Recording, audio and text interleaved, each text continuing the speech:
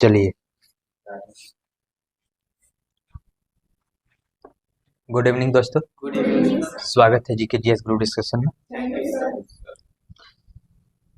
जैसे कि कल बताया गया था, फिजिक्स का भी रिवीजन चल रहा है, तो 3 चैप्टर हो गया था। आज 3 चैप्टर हैं, उत्तोलक, न्यूटन के गति का नियम और कार्य शक्ति ऊर्जा।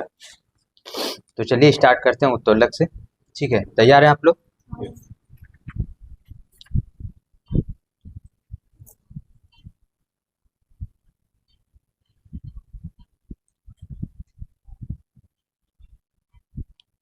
उत्तोलक में कितने बिंदु होना अनिवार्य है? 3। कितने बिंदु? 3 बिंदु। तीनों बिंदु का क्या क्या नाम है? आलम, आयास और प्रयास। क्या क्या हो गया? भार बिंदु जिसे लोड पॉइंट कहते हैं, ठीक है। दूसरा हो गया आलम बिंदु, फलक्रम, और तीसरा हो गया प्रयास या आयास, जहां हम बल लगाते हैं, ठीक है। उत्तोलक किस सिद्धांत पर कार्य करता है? उत्तोलक किस सिद्धांत पर कार्य करता है? बल आघूर्ण सिद्धांत पर। किस सिद्धांत पर कार्य करता है? बल आघूर्ण सिद्धांत पर। बल आघूर्ण कैसी राशि है? सदिश की अदिश? सदिश राशि है। बल आघूर्ण सदिश राशि है। उत्तोलक बल आघूर्ण सिद्धांत पर कार्य करता है। उत्तोलक 3 प्रकार के। कितने प्रकार के? 3 प्रकार के। प्रथम श्रेणी, द्वितीय श्रेणी और तृतीय श्रेणी। तो प्रथम श्रेणी में बीच में क्या होता है? क्या रहता है बीच में? फलक्रम रहता है, ठीक है। ये यहाँ तीनों बिंदु हम लोग को याद नहीं रखना। प्रथम श्रेणी में बीच में कौन रहेगा? तो फलक्रम। फलक्रम कहने का अर्थ है क्या? पेंच लगा हुआ रहेगा या तो फिर नट लगा हुआ रहेगा, ठीक है। वो बीच में रहेगा। कहाँ रहेगा? बीच में। जैसे ले ले हम लोग क्या? तराजू, ठीक है। हाँ, तराजू भी हो जाएगा, प्लास भी हो जाएगा, कैंची भी हो जाएगा, क्योंकि कैंची का साइड में पकड़ते हैं और कार्य करता है उधर, लेकिन बीच में उसका नट कहाँ लगा रहता है? बीच में। तो यहाँ हम लोग को सिर्फ रखना प्रथम श्रेणी में वही आएगा जिसका फलक्रम बीच में होगा। जिसका फलक्रम बीच में होगा। आलम बिंदु कहाँ होगा? बीच में होगा। उदाहरण बताइएगा आप लोग। कैंची किस श्रेणी में आएगा?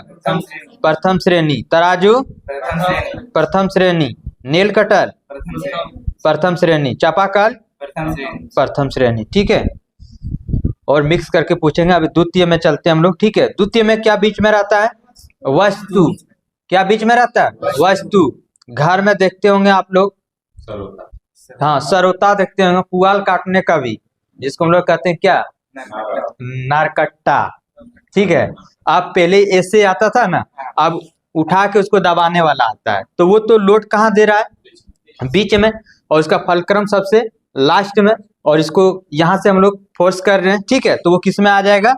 द्वितीय श्रेणी में। बीच में क्या रहेगा? समान वस्तु, लोड, ठीक है। कोई भी वस्तु अगर बीच में है तो वो द्वितीय श्रेणी। कोई भी वस्तु, कोई मतलब उसका फलक्रम अगर बीच में है तो प्रथम श्रेणी। और तृतीय श्रेणी में क्या हो जाएगा? बीच में क्या आएगा? प्रयास बिंदु, ठीक है। जैसा जहां हम बल लगाते हैं, हाँ, ठीक है। जैसे मीठा दुकान गए होंगे, जो मीठा उठाने वाला होता है, चिमटा, देखते हैं मीठा पकड़ता है तो बीच में पकड़ना पड़ता है, ठीक है। बीच से उसको उठाया जाता है। वो किस में आ जाएगा? तृतीय श्रेणी में। हल, किसान का हल तृतीय श्रेणी में। क्या हो जाएगा? तृतीय श्रेणी में। हाँ, बेलचा, वेरी गुड सर। बेलचा अभी किस श्रेणी में है? तृतीय श्रेणी में। किस श्रेणी में है? तृतीय श्रेणी में है। बंसी, हाँ हाँ सर, बंसी भी तृतीय श्रेणी में है। तो चलिए, अब मिक्स हम लोग जान गए सब। अब यहाँ से आप लोग ये रटना नहीं है, समझना है, ठीक है। अब बताइएगा, नींबू निचोड़ने वाला मशीन किस श्रेणी में आएगा? कौन सा श्रेणी में?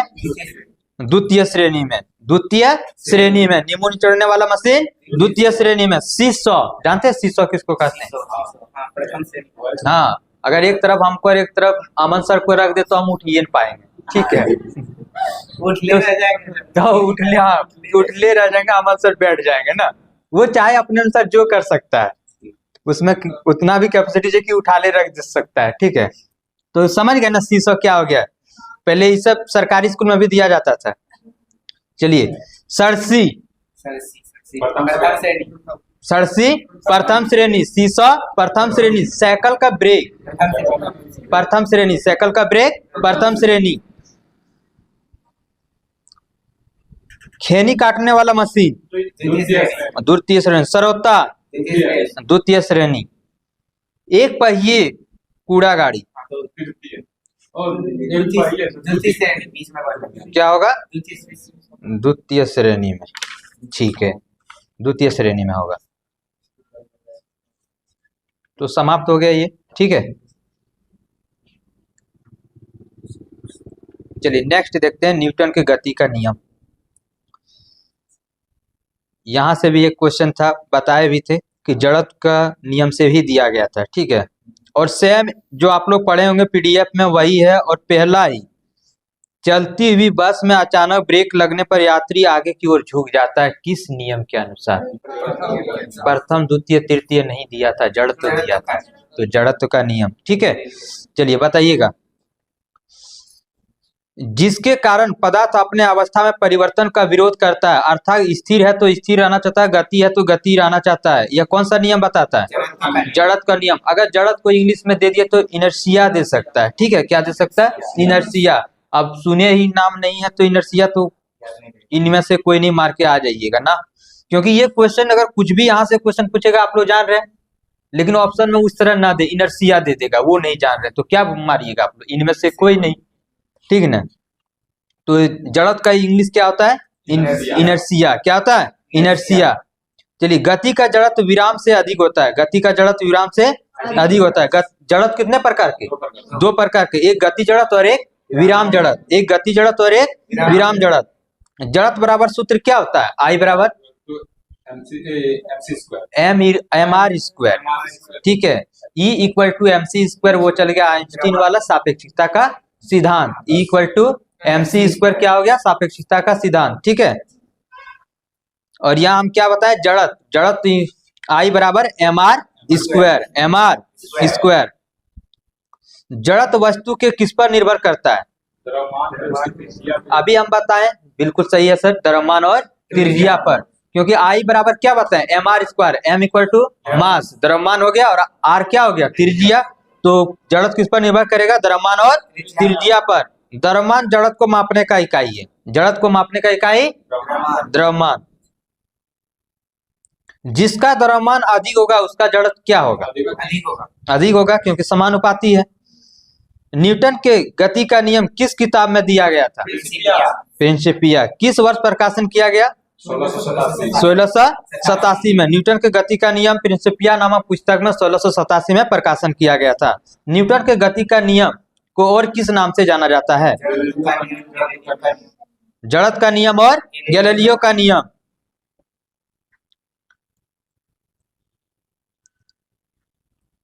चलिए, रुकी हुई गाड़ी के अचानक चल पड़ने पर यात्री किधर की ओर झुक जाएगी? पीछे की ओर झुक जाएगी। और यह किस नियम के अनुसार? जड़त्व के नियम के अनुसार, गति के प्रथम नियम के अनुसार, ठीक है। एक गिलास के ऊपर पेपर रख दिया जाए और पेपर के ऊपर सिक्का रख दिया जाए, तो पेपर को खींचने के बाद सिक्का ग्लास में चल जाएगा, किसके कारण? जड़त्व के कारण। चलिए, क्लियर हो गया। तो बताइए, गति का पहला नियम क्या दर्शाता है? बल की परिभाषा। न्यूटन के प्रथम गति के नियम बल की परिभाषा को दर्शाता है, बल की परिभाषा को दर्शाता है। पूछा जाएगा कि बल की परिभाषा गति के किस नियम से मिलता है? प्रथम नियम से। किस नियम से? प्रथम नियम से। किस नियम के अनुसार वस्तु पर आरोपित बल उस वस्तु के उत्पन्न संवेग में परिवर्तन के दर का समानुपाती होता है? द्वितीय। कौन सा नियम? द्वितीय नियम। द्वितीय नियम में है संवेग में परिवर्तन के दर के समानुपाती होता है। कहने का अर्थ है F समानुपाती m v minus u by T, ठीक है। वेग में परिवर्तन को क्या कहते हैं? त्वरण। और द्रव्यमान गुना वेग बराबर क्या होता है? द्रव्यमान गुना वेग, संवेग सर, संवेग। द्रव्यमान गुना वेग बराबर संवेग। हाँ, बोले पहले कि वेग में परिवर्तन की दर को क्या कहते हैं? त्वरण। तो वो तो आंसर दे दिया। दूसरा पूछे कि द्रव्यमान गुना वेग बराबर क्या होता है? संवेग होता है, ठीक है। तो यहाँ लिखा आरोपित बल समानुपाती होगा संवेग में परिवर्तन का दर। संवेग में परिवर्तन का दर अर्थात क्या हो गया? त्वरण हुआ ना? नहीं हुआ त्वरण? संवेग में परिवर्तन की दर क्या हुआ? त्वरण हुआ। वेग में परिवर्तन की दर या संवेग में परिवर्तन की दर? नेक्स्ट, बल का SI मात्रक क्या होगा? न्यूटन। न्यूटन। बल का SI मात्रक न्यूटन। बल का सूत्र किस गति का नियम से प्राप्त हुआ? द्वितीय नियम। बल का सूत्र क्या होता है? ma। F बराबर ma। द्रव्यमान गुना द्रव्यमान गुना त्वरण। द्रव्यमान गुना त्वरण। बल का CGS मात्रक, बल का CGS मात्रक क्या होता है? डाइन। 1 न्यूटन बराबर कितना डाइन होता है? 10 पर पावर 5 डाइन। 1 अर्ग बराबर एक अर्ग बराबर ठीक है सर, 1 अर्ग बराबर 10 पर पावर -7 जूल। लेकिन यही पूछते हैं कि 1 जूल बराबर कितना अर्ग, तो 10 पर पावर 7 अर्ग। चोट अधिक लगना कम लगना ये किस नियम को परिभाषित करता है?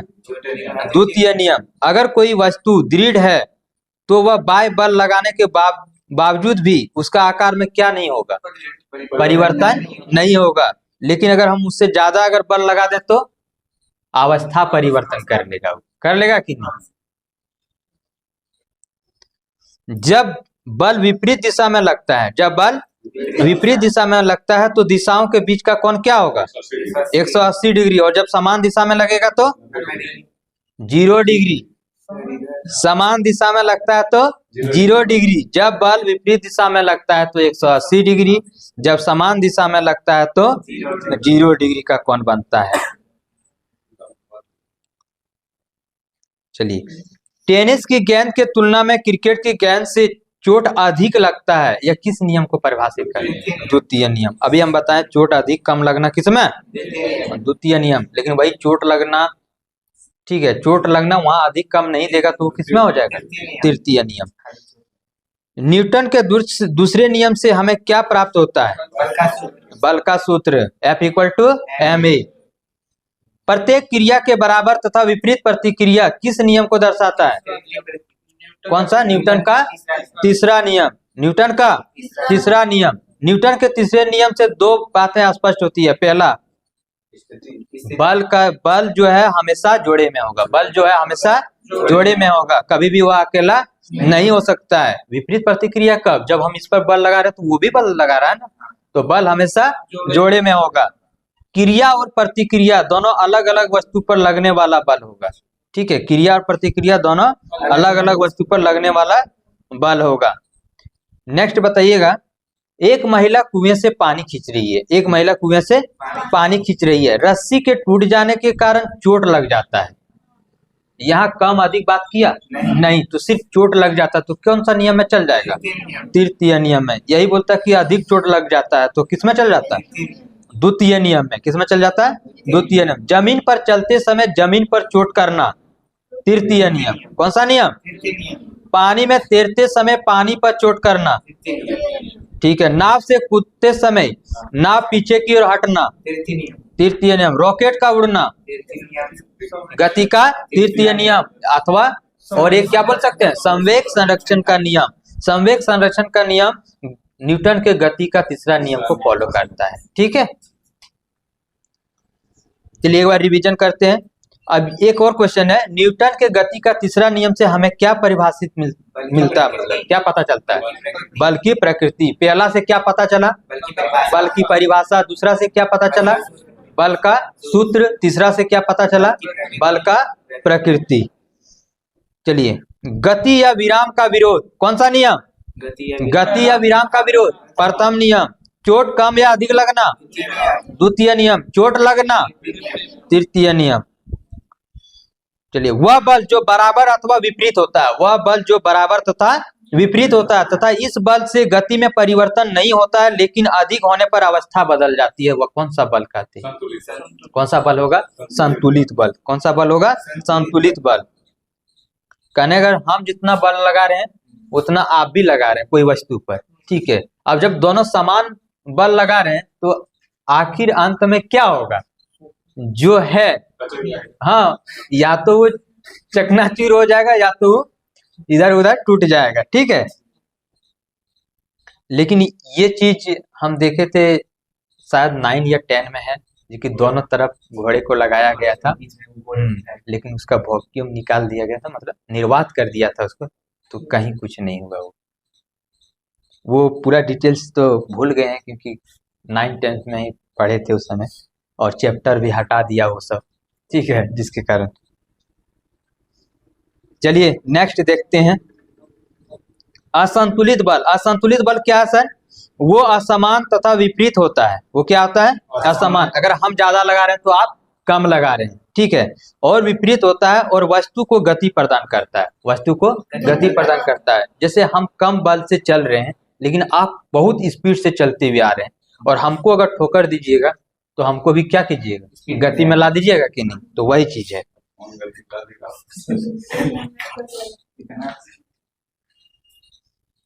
चलिए नेक्स्ट, घर्षण, ठीक है।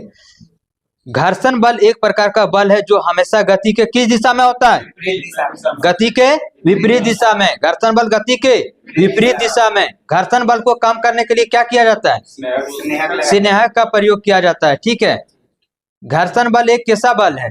क्षयकारी बल, ठीक है। क्षयकारी बल या क्षीण बल जिसे कहते हैं। तो सबसे कमजोर बल कौन सा होता है सर? और सबसे मजबूत बल?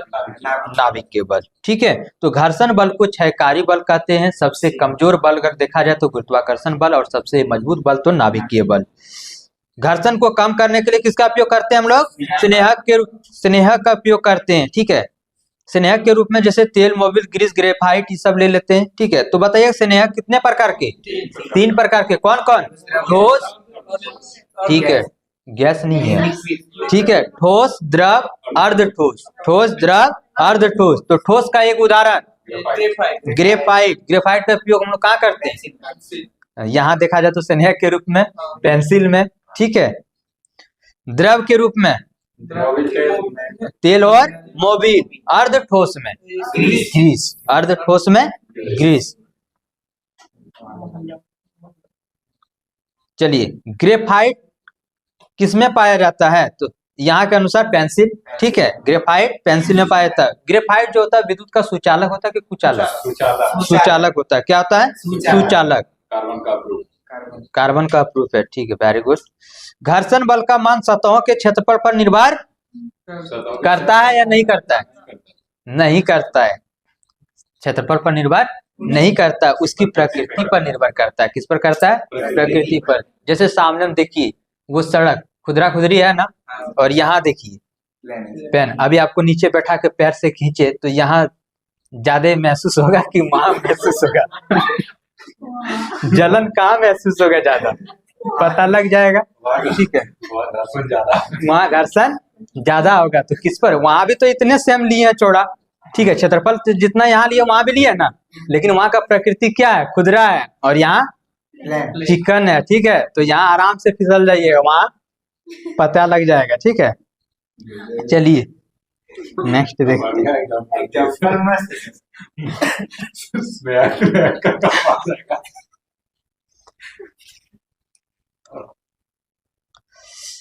चलिए नेक्स्ट बताइएगा आप लोग कि घर्षण कितने प्रकार के? 4 प्रकार के। घर्षण 4 प्रकार के। कौन कौन? स्थैतिक घर्षण, सीमांत घर्षण, गतिज या सर्पी घर्षण, और लौटनी घर्षण। क्या होगा? लौटनी घर्षण। चलिए आप लोग बताइएगा, जब वह वस्तु स्थिर अवस्था में होती है तो कौन सा? स्थैतिक, ठीक है। जब स्थिर है तो स्थैतिक।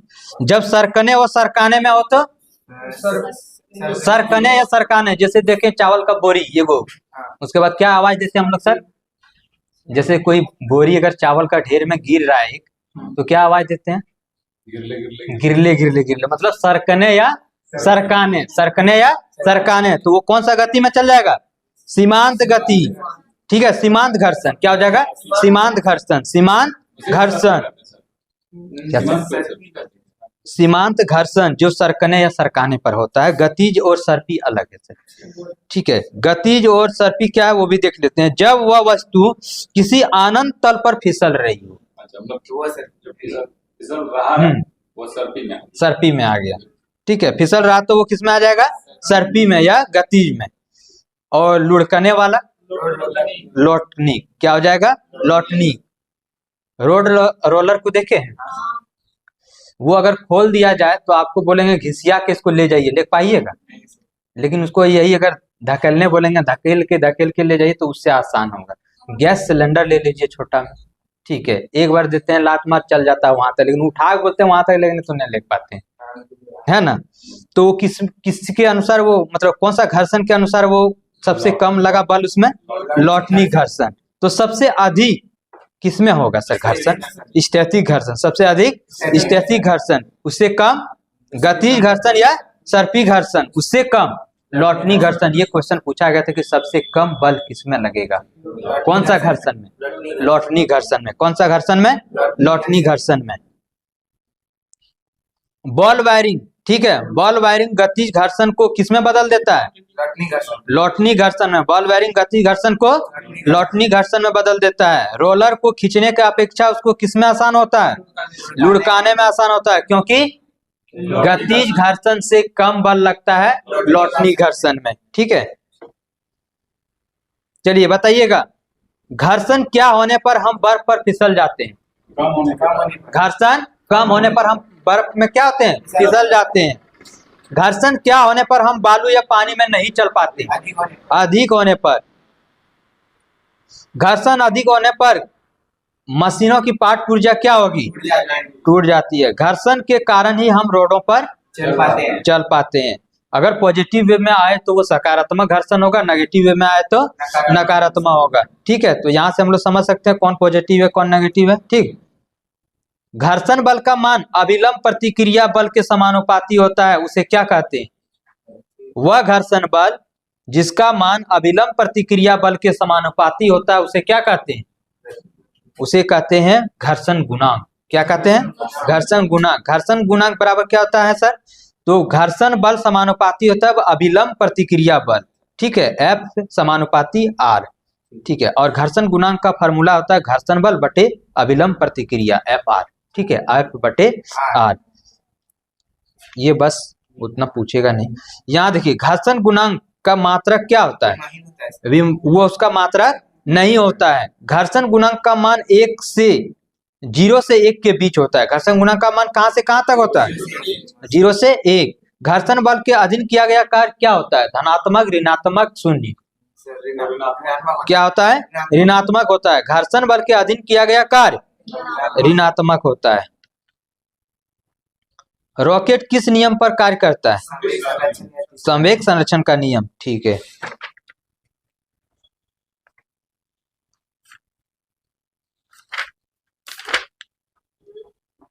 चलिए यहां से 2 क्वेश्चन मिलेगा आप लोग को। बल गुना विस्थापन, बल गुना विस्थापन बराबर क्या दर्शाता है? बल गुना विस्थापन क्या दर्शाता है? कार्य। तो बताइएगा बल तथा विस्थापन का अदिश गुणनफल क्या होगा? हाँ, बल गुना विस्थापन का अदिश गुणनफल अदिश होगा। क्या होगा? अदिश होगा। कल ही बताए थे कि सदिशों का सदिश गुणनफल सदिश होगा, सदिशों का अदिश गुणनफल अदिश होगा। कहने का अर्थ है बल भी सदिश, विस्थापन भी सदिश। तो सदिशों का सदिश गुणनफल अगर पूछता तो सदिश होता, लेकिन यहाँ क्या पूछा? सदिशों का अदिश गुणनफल, तो वो क्या हो गया? अदिश। और कार्य क्या है? अदिश है। कार्य क्या है? अदिश है। चलिए कार्य का सही मात्रक जूल। कार्य का सही मात्रक जूल। तीनों बताइए सर। ऑप्शन में अब आएगा वहां, इनमें से कौन नहीं है कार्य का सही मात्रक? न्यूटन मीटर 1 ठीक हो गया, जूल हो गया, 2 हो गया, एक और हाँ वो निकाल लीजिएगा सूत्र से, ठीक है। केजी मीटर स्क्वायर प्रति second square, KG metre square प्रति सेकंड स्क्वायर कैसे निकलेगा कल के ही वीडियो में बता दिए हम सारा, मात्रक और विमा देख लीजिएगा जो आज एब्सेंट है, ठीक है। अगर किसी दीवार पर धक्का लगाते हैं तो किया गया कार्य क्या होगा? क्यों शून्य होगा? विस्थापन शून्य हो रहा है। अगर कोई कुली 100 केजी का बोझा लेकर मीलों दूरों तक चल गया तो उसका किया गया कार्य क्या होगा? शून्य होगा, क्योंकि बल और विस्थापन के बीच कितने डिग्री का कोण बन रहा है?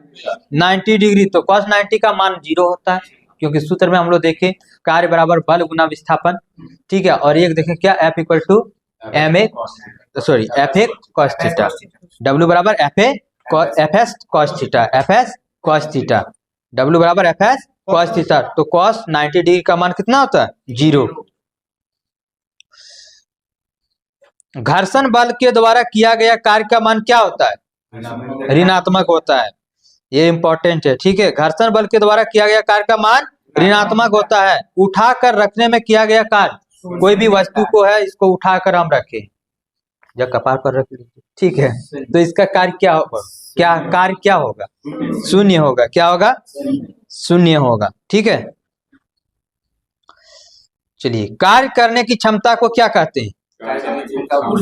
ऊर्जा। कार्य करने की क्षमता ऊर्जा कहते हैं।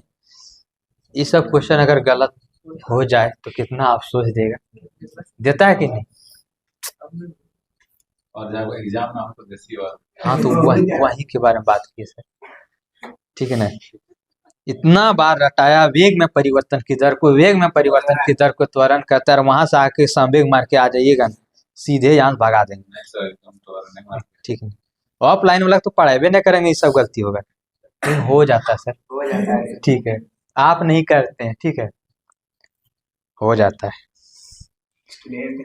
क्या कि हम भी किए हैं, लेकिन वो सब क्वेश्चन गलती नहीं किए हैं, ठीक है। चलिए, सभी प्रकार की ऊर्जा का SI मात्रक क्या होता है? जूल। सिर्फ एक, कौन? जो कैलोरी में मापा जाता है, मानव ऊर्जा, ठीक है। मानव ऊर्जा को कैलोरी में मापा जाता है। चलिए बताइएगा, वेरी वेरी इंपॉर्टेंट, ऊर्जा का वाणिज्यिक इकाई क्या है? किलोवाट घंटा। किलोवाट घंटा को और किस नाम से जानते हैं? यूनिट। किलोवाट घंटा को ही क्या कहते हैं? यूनिट कहते हैं, ठीक है। सभी प्रकार की ऊर्जा एक कैसी राशि है? कार्य जब अदिश होगा तो ऊर्जा भी क्या होगा? अदिश राशि होगा। कार्य का SI मात्रक अगर जूल था तो ऊर्जा का भी SI मात्रक जूल। ऊर्जा का CGS मात्रक अर्ग। कार्य का भी CGS मात्रक अर्ग। और बता ही दिए कि 1 जूल बराबर कितना अर्ग? 10⁻7 अर्ग। लेकिन अगर यही उल्टा करके पूछ दे कि 1 अर्ग बराबर कितना जूल, तो 10⁻⁷ 10⁻⁷। चलिए बताइएगा सर, द्रव्यमान ऊर्जा E = mc² किसके द्वारा यह समीकरण दिया गया था? किसके द्वारा दिया गया था? आइंस्टीन के द्वारा दिया गया था, ठीक है। आइंस्टीन के द्वारा द्रव्यमान ऊर्जा समीकरण दिया गया था। क्या है समीकरण? E = mc², जहाँ E एनर्जी है, m द्रव्यमान है और C क्या है? प्रकाश का वेग। प्रकाश का वेग, तो निर्वात में प्रकाश का वेग कितना? 9.8 हाँ सर, ठीक है, तो 9 कहे चल जाते हैं, ठीक है। 3 × 10⁸ मीटर/सेकेंड, यही बताइएगा जूल, ठीक है।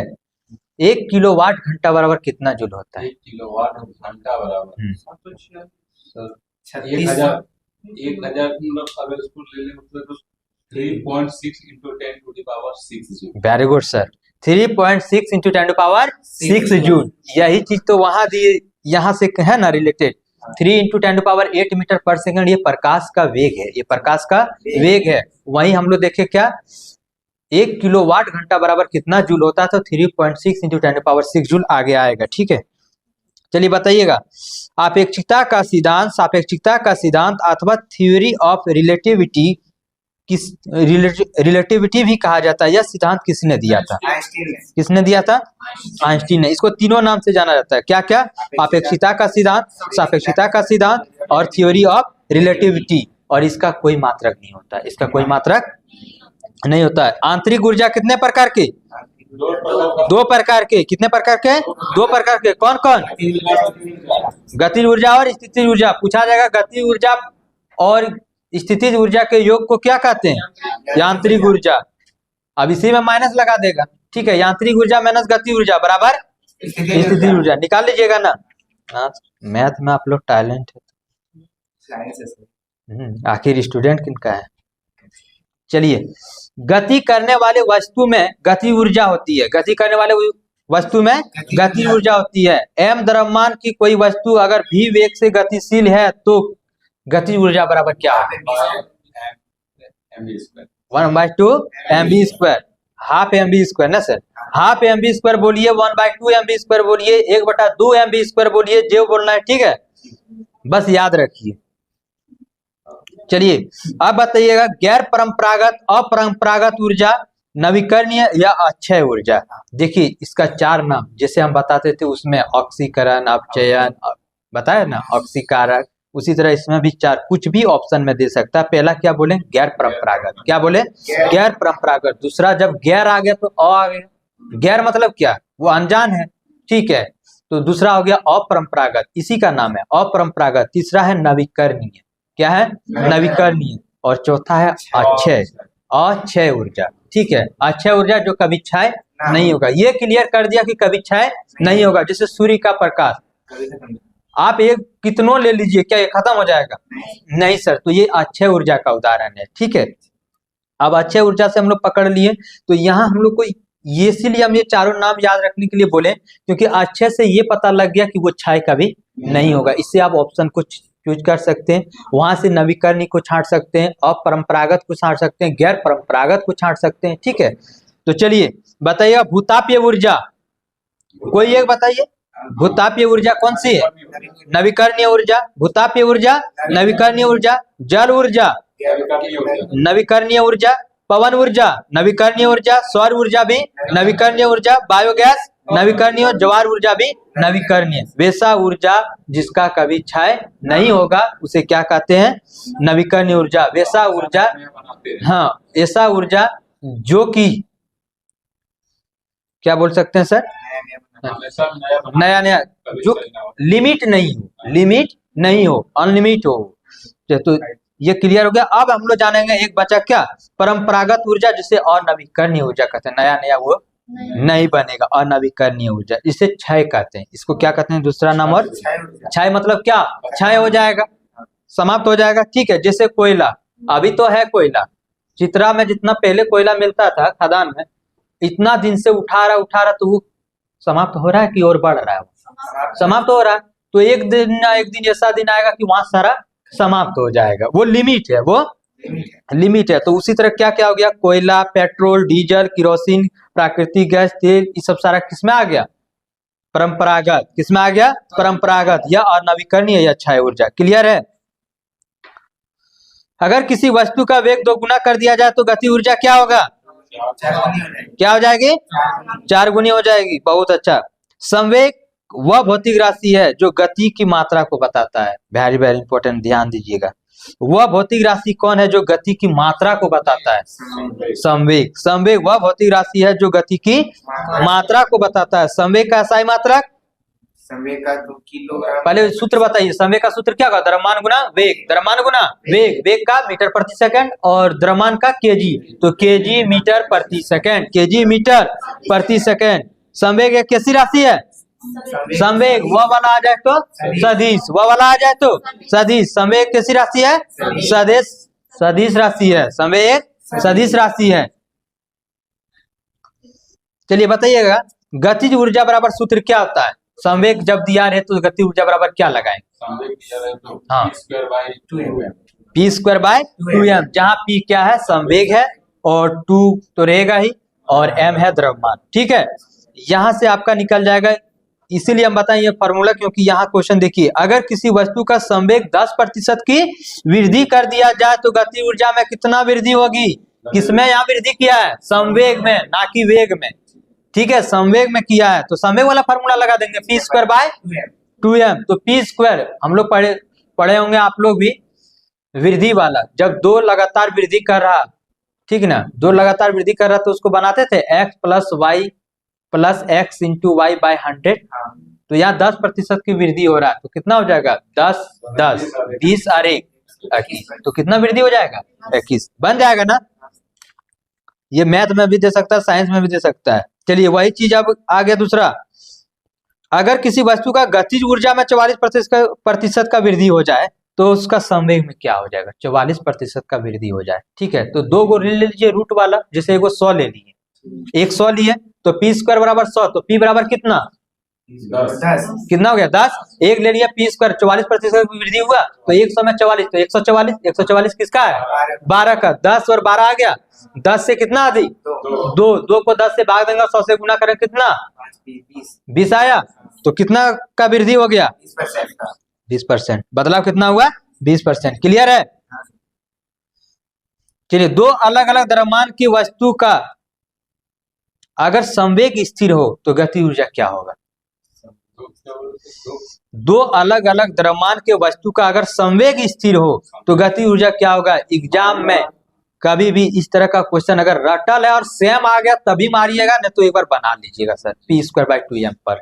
ठीक है, दो अलग अलग द्रव्यमान के वस्तु का अगर संवेग स्थिर हो तो गति ऊर्जा क्या होगा? भारी वाला का कम होगा, हल्का वाला का हल्का वाला का अधिक होगा, भारी वाला का कम होगा। वेरी गुड सर, बनाए उसी पर सर p²/2m पर। ठीक है, वेरी गुड। वही नेक्स्ट क्वेश्चन है, अगर दो अलग अलग द्रव्यमान के वस्तु की गति ऊर्जा समान हो तो संवेग क्या होगा? सेम उसी तरह का क्वेश्चन है।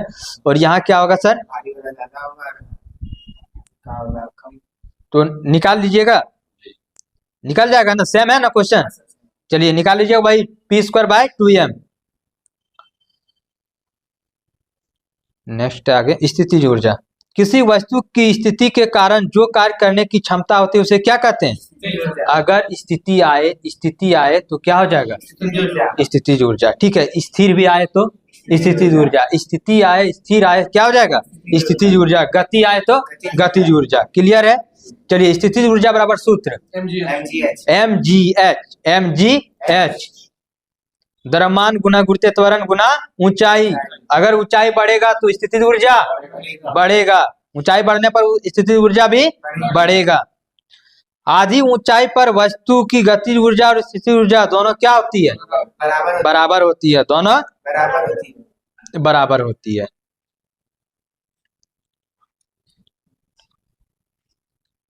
चलिए यहाँ से क्वेश्चन क्या पूछ सकता है कि गतिज ऊर्जा और स्थितिज ऊर्जा दोनों किस तल पर बराबर होती है? नीचे, ऊपर, बीच।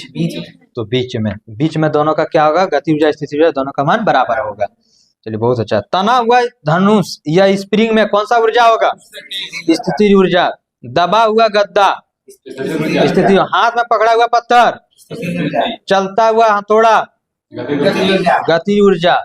जमीन पर दौड़ता हुआ लड़का, चलता हुआ पंखा यांत्रिक ऊर्जा। चलता हुआ पंखा यांत्रिक ऊर्जा, दोनों है ना दोनों। लुढ़कती हुई वस्तु यांत्रिक ऊर्जा, चलती हुई बस या ट्रेन में बैठा व्यक्ति यांत्रिक ऊर्जा, वहां दोनों हो रहा है। चलिए, ऊर्जा ना तो उत्पन्न की जा सकती है ना ही नष्ट की जा सकती है। यह किस सिद्धांत को फॉलो करता है? तो ऊर्जा संरक्षण सिद्धांत। ऊर्जा संरक्षण सिद्धांत क्या बतलाता है सर? कि ऊर्जा ना तो उत्पन्न की जा सकती है और ना ही नष्ट की जा सकती, बल्कि एक दूसरे रूपांतरित किया जा सकता है या हस्तांतरित किया जा सकता है। ठीक है, तो बताइएगा विद्युत सेल रासायनिक ऊर्जा को किसमें बदल देता है?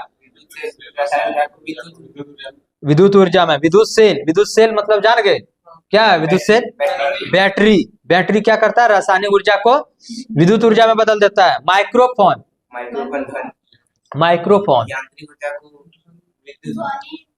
Very good. ध्वनि ऊर्जा को विद्युत ऊर्जा में,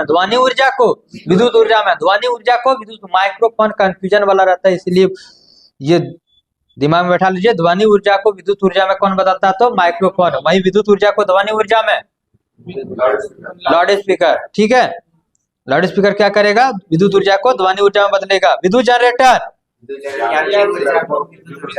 यांत्रिक ऊर्जा को विद्युत ऊर्जा में, टरबाइन, डायनेमो, विद्युत जनरेटर यांत्रिक ऊर्जा को विद्युत ऊर्जा में बदलेगा। विद्युत मोटर यांत्रिक ऊर्जा में। Very good. बारिश वेरी इंपॉर्टेंट, स्थितिज ऊर्जा को गति ऊर्जा में ला देता है। वाद्य यंत्र कोई भी बजाने वाला यांत्रिक ऊर्जा को ध्वनि ऊर्जा में। फोटो इलेक्ट्रिक सेल जिसको सौर प्लेट भी कह सकते हैं हम लोग, प्रकाश ऊर्जा को विद्युत ऊर्जा में। सोलर प्लेट को धूप में रखेंगे तभी ना वो लाइट करेगा या चार्ज होगा कोई भी चीज। चलिए हो गया यहाँ तक। आवेग, बल और समय के गुणनफल को क्या कहा जाता है? आवेग एक कैसी राशि है? सदिश राशि। आवेग का SI मात्रक किलोग्राम मीटर प्रति सेकंड। सेम हो जाएगा किसका? संवेग का। बल गुना समय बराबर आवेग, और बल गुना समय बराबर संवेग भी होता है। संवेग का 2 हो गया, एक द्रव्यमान गुना वेग और एक बल गुना समय। आवेग कैसी राशि है? तो सदिश राशि। चलिए बताइएगा, अगर कोई खिलाड़ी कैच लेना चाहता है, वह अपने हाथों को पीछे की ओर खींचता है, जिसमें समय का मान क्या होता है बढ़ जाएगा। और बल क्या होता है, कम हो जाएगा, कम होता है, जिससे कैच लेना आसानी हो जाएगी। आसानी होता है। ठीक है, समय को बढ़ा दिए, समय को बढ़ा दिए तो बल कम लगा, बल कम लगा और हमें कैच लेना आसान हो गया। ठीक है, कार्य करने की दर को क्या कहते हैं, शक्ति। कार्य करने की दर को शक्ति। एकांक समय में किया गया कार्य को शक्ति। ठीक है, हो सकता है आपकी बार नहीं पूछेगा एकांक समय में किया गया कार्य, पूछेगा डायरेक्ट कार्य करने की दर को क्या कहते हैं, तो शक्ति। ठीक है, शक्ति बराबर सूत्र क्या होगा, W by T, W by T. तो शक्ति एक कैसी राशि है, शक्ति अदिश राशि, अदिश राशि। कैसा है, अदिश राशि। शक्ति का साई मात्रक जूल प्रति सेकंड या वाट। जूल प्रति सेकंड या वाट, जूल प्रति सेकंड या वाट। और इसको अगर देखा जाए तो केजी मीटर स्क्वायर प्रति सेकंड क्यूब। ठीक है,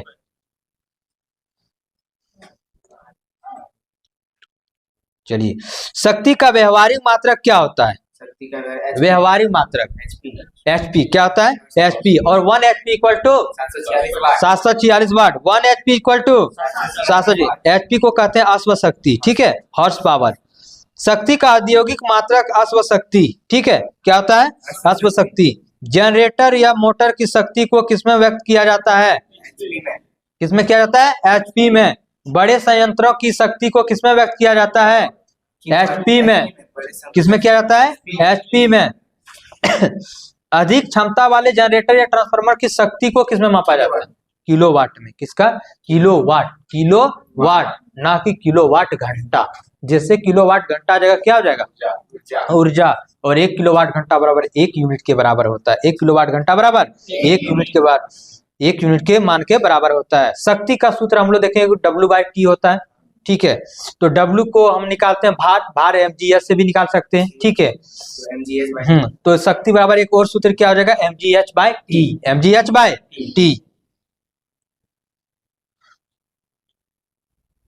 चलिए, बाह्य बल की अनुपस्थिति में कुल रेखीय संवेग संरक्षित रहता है। ठीक है, रेखीय संवेग संरक्षण क्या कहता है कि बाह्य बल की अनुपस्थिति में कुल रेखीय संवेग संरक्षित रहता है। ठीक है, चलिए, बहुत अच्छा। एक होता है सूत्र M1 M2 M1 U1 और M2 U2। ठीक है, ये कहाँ सूत्र उपयोग होगा सर, जैसे 10 kg के बंदूक से 100 ग्राम के गोली 100 मीटर प्रति सेकंड के वेग से निकलती है तो बंदूक कितने वेग से पीछे की ओर झटका देगी। तो M1 है, U1 मालूम नहीं है, और M2 और U2 मालूम है, निकाल लीजिएगा। ठीक है, किलोवाट घंटा किसका मात्रक है, विद्युत ऊर्जा का। किलोवाट घंटा विद्युत ऊर्जा का, जिसे समान भाषा में क्या बोला जाता है, 1 यूनिट बोला जाता है। विद्युत ऊर्जा के खर्च को किसमें मापा जाता है, यूनिट में या किलोवाट घंटा में। किलोवाट घंटा में 1 किलोवाट घंटा पर कितना जूल, किलोवाट घंटा 3.6 into 10 जूल। ठीक है, 3.6 इंटू 10⁶ जूल। यहाँ कॉलम में दिया हुआ है, देखिएगा आप लोग। 1 किलोवाट घंटा पर 1 किलोवाट घंटा बराबर 1 यूनिट, 1 किलोवाट घंटा बराबर 1000 वाट घंटा। तो इसी तरह सारे को तोड़ के दिया हुआ है। ठीक है, तो कोई 1 2 याद रखिए, सारा हो जाएगा। ठीक है, अब यहाँ दिया है 3600 किलो जूल, तो वही सारा पॉइंट को हटा दिया है और गुना कर दिया है। ठीक है, चलिए, हम लोग यूनिट निकालेंगे। जैसे घर में हमारा बहुत सारा पंखा, बिजली, लैपटॉप, कंप्यूटर चल रहा है, तो कितना यूनिट एक दिन में उपयोग हुआ वो जानते हैं। ठीक है, नंबर ऑफ यूनिट बराबर क्या आता है, उपकरण की संख्या गुना उपकरण की शक्ति, घंटा, दिन, जितना भी दिया रहे सबको ऊपर में गुना करना है और 1000 से भाग देना है। क्या निकल जाएगा, यूनिट निकल जाएगा। ठीक है, क्या निकल जाएगा, यूनिट। अगर 1 यूनिट का दाम 2 रुपया है तो 100 यूनिट का दाम कितना होगा, तो वहां से पैसा निकाल लेंगे हम लोग। ठीक है, और आज का टॉपिक सारा कंप्लीट हो गया। चलिए।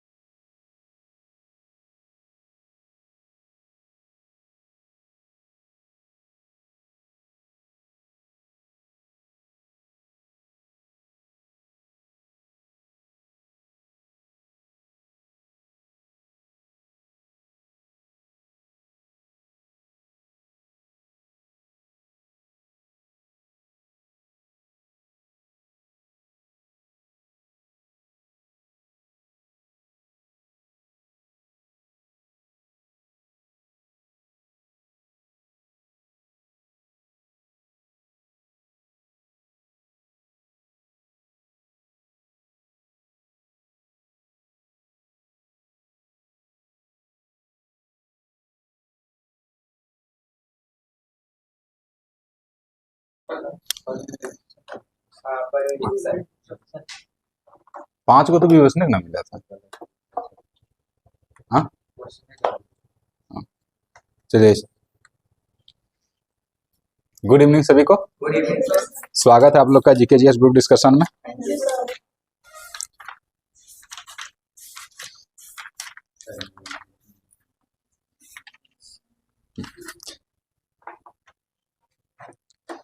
हम लोग करंट अफेयर्स में पुरस्कार देख रहे थे, ठीक है। कहां तक खत्म किए थे हम लोग? ऑस्कर पुरस्कार 2024 कंप्लीट किए थे, ठीक। अब हम लोग देखेंगे 66वें रेमन मैग्सेसे पुरस्कार 2024। बताइए कितने व्यक्ति को दिया गया? बताइए सर, कितना? 5। कितने व्यक्ति को? 5। 12 कौन बदमाश लगा दिए सर। ठीक, 5 बता सकते हैं कौन कौन? पूरा नाम याद नहीं रखना। पहला कर्मा, क्या नाम है? कर्मा। एक जो है न्यूग्रेन, क्या नाम है? न्यूग्रेन, यही याद रखिएगा। इसका क्या नाम रखेंगे? न्यूग्रेन। एक कर्मा, एक न्यूग्रेन। कर्मा और न्यूग्रेन। उसके बाद मांझी, हाँ वो नहीं, वो बोल रहा मांझी, मियाजाकी। एक है मियाजाकी और एक है फॉरविजा। क्या नाम है? फॉरविजा और एक मियाजाकी। फॉरविजा और मियाजाकी, 4 हुआ। पहला कौन? कर्मा। और उसके बाद एक न्यूग्रेन 2 हो गया। उसके बाद एक मियाजाकी और तीसरा कौन? वीजा, फॉरविजा। किसके लिए? मतलब फॉरविजा, फॉरविजा। 4 हो गया। और एक बचा है ग्रामीण चिकित्सक। क्या है? ग्रामीण चिकित्सक आंदोलन। ग्रामीण चिकित्सक आंदोलन 5 हो गया। रेमन मैग्सेसे में कितना? 5। बताइए तो एक बार। कर्मा, कर्मा कहाँ का? भूटान का। कर्मा कहाँ का? भूटान। उसके बाद न्यूग्रेन कहाँ का? वियतनाम। न्यूग्रेन कहाँ का? वियतनाम का। उसके बाद अच्छा मियाजाकी जापान। Miyazaki Japan. उसके बाद एक हो गया कौन? फॉरविजा, एकदम नीचे हम लोग का, इंडोनेशिया। फॉरविजा इंडोनेशिया। उसके बाद ये ग्रामीण चिकित्सक आंदोलन थाईलैंड। ग्रामीण चिकित्सक आंदोलन थाईलैंड, ठीक है। रेमन मैग्सेसे हो गया। अब साहित्य अकादमी पुरस्कार 2024। साहित्य अकादमी पुरस्कार 2024, ओ हाँ 2023, 2022 और 2023 हम लोग को देखना है। कौन? 2023 देखना है। तो बताइए अंग्रेजी में किसको मिला था? नीलम जी। नीलम जी को अंग्रेजी में मिला साहित्य अकादमी पुरस्कार 2023। नीलम जी को अंग्रेजी में, और हिंदी में संजीव जी को। इंग्लिश में नीलम जी और हिंदी में संजीव जी को। मैथिली में हमारे यही बासुकीनाथ वाला को, मैथिली बासुकीनाथ झा। किसको मिला है? बासुकीनाथ झा। एक है उर्दू में नवाब साहब, याद रखिएगा, सादिका। सादिका, खाली शादी याद रखिए, सादिका, ठीक है। उर्दू में सादिका। किसका? सादिका, किसी का कैसेट, ठीक है, अभी नहीं हुआ है, ठीक है। संस्कृत में अरुण जी, अरुण रंजन। क्या नाम है? अरुण रंजन, अरुण रंजन। अब बताइए इंग्लिश। कोई नहीं है जी आप लोग का दोस्त में नीलम जी, ठीक है। इंग्लिश में तुम लोग का कहां से होगा, ठीक है। क्या हो गया? नीलम, ठीक है। हिंदी, हिंदी संजीव। अब होगा ना कोई दोस्त? हाँ, तब तो सबका अलग अलग होता है। इंग्लिश में नीलम, हिंदी में संजीव, मैथिली में बासुकीनाथ झा, ठीक है। उर्दू किसका? शादी, शादी का, ठीक है। और संस्कृत में अरुण रंजन। क्या नाम है? अरुण रंजन, ठीक है। हिंदी में बताइए तो उपन्यास। हिंदी में मुझे पहचानो। हाँ, कौन गाना है? मुझे पहचानो। हाँ, अरे दीवानो मुझे पहचानो, क्या है ना? तो वही है हिंदी, हिंदी में, ठीक है। एक हम लोग को याद रखना, साहित्य अकादमी पुरस्कार 2022 वाला। कौन सा? 2022 वाला, इंग्लिश वाला। किसको मिला है? अरुंधति रॉय। किसको मिला है? अरुंधति रॉय, ठीक है। हम लोग देखेंगे 66वां ग्रैमी पुरस्कार 2024। ग्रैमी अवार्ड्स को देखेंगे 2024, ठीक है। बताइए तो album of the year midnight. किसको मिला है? मिडनाइट। सर्वश्रेष्ठ वैश्विक संगीत एल्बम, सर्वश्रेष्ठ वैश्विक संगीत शक्ति, ठीक है। और वो किसके द्वारा दिया गया? और जाकिर हुसैन, शंकर महादेवन। जान रहे हैं आप लोग? उसका एक गाना बता सकते हैं?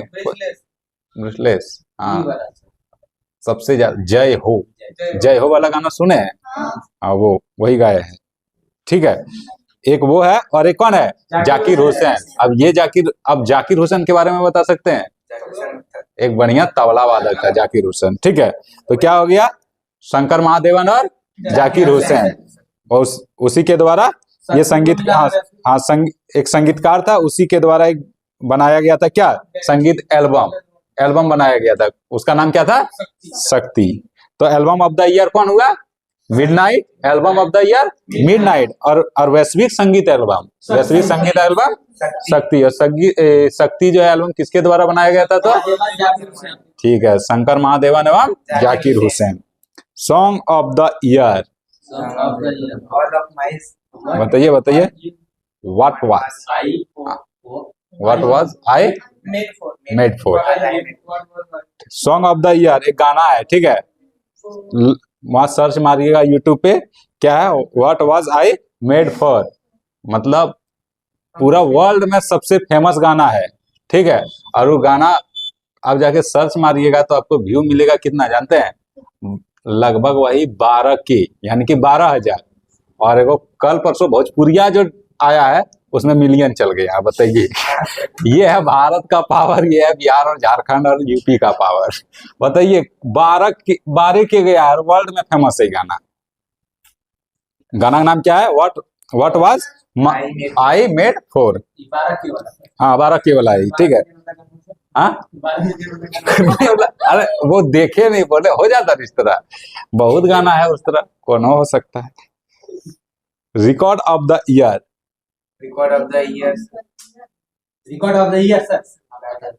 फ्लावर समझा क्या? ठीक है, पुष्पा। ठीक है, क्या होगा? फ्लावर। क्या होगा? Flowers. Record of the year flowers हो गया यार। Album of the year mid night. ठीक है, उसके बाद सर्वश्रेष्ठ वैश्विक संगीत एल्बम शक्ति। ठीक है, सॉन्ग ऑफ द ईयर, हाँ ठीक है, record of the year flowers.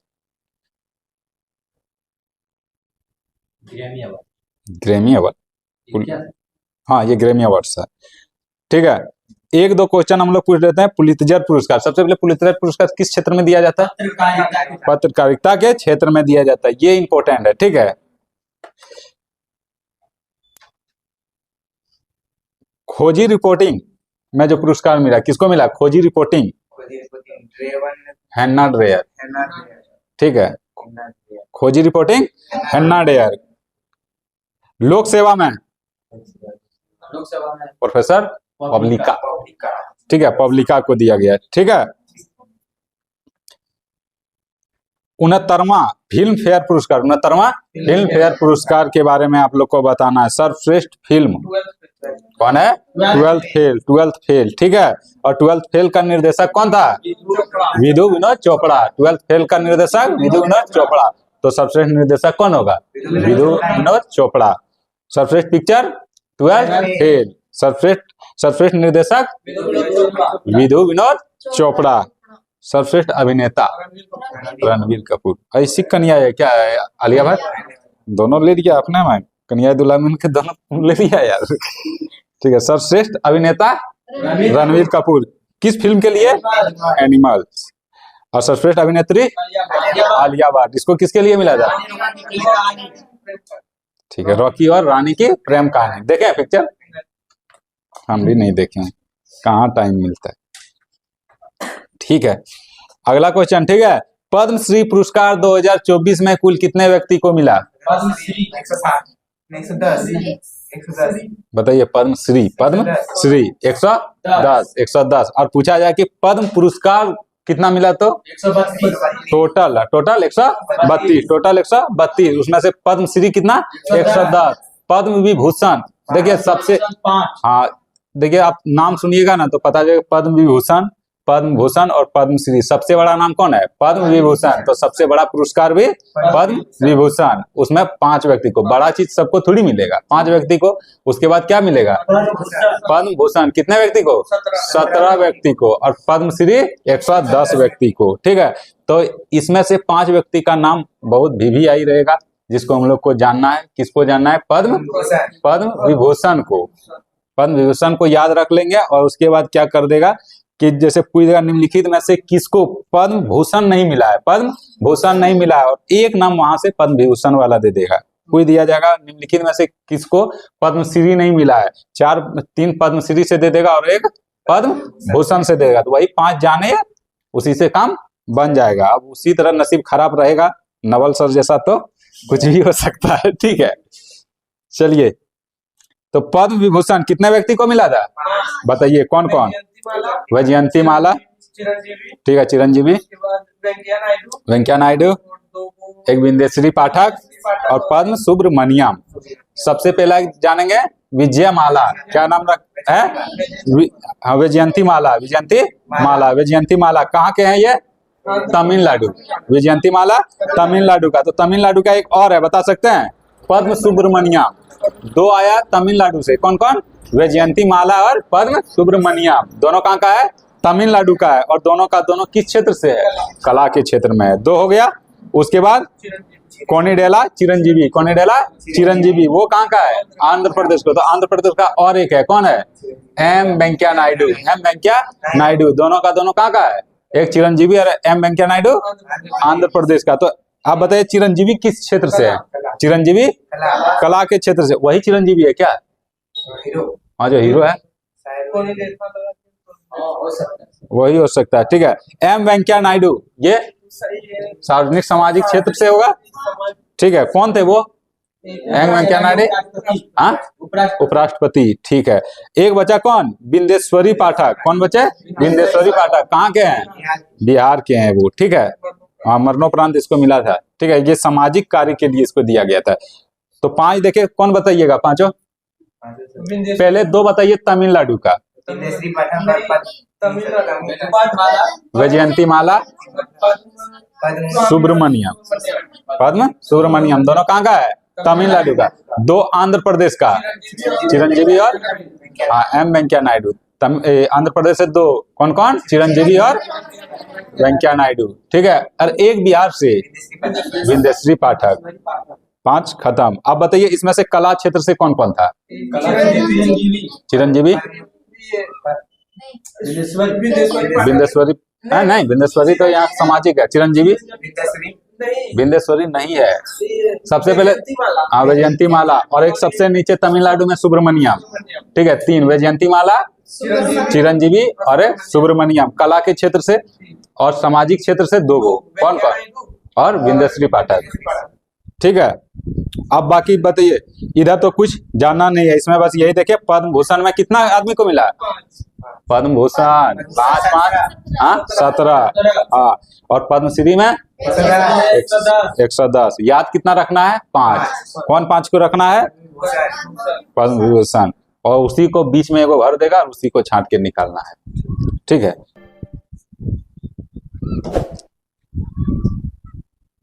तो चलिए, करंट अफेयर समाप्त हुआ। जितना क्वेश्चन था सब पूछ लिया गया।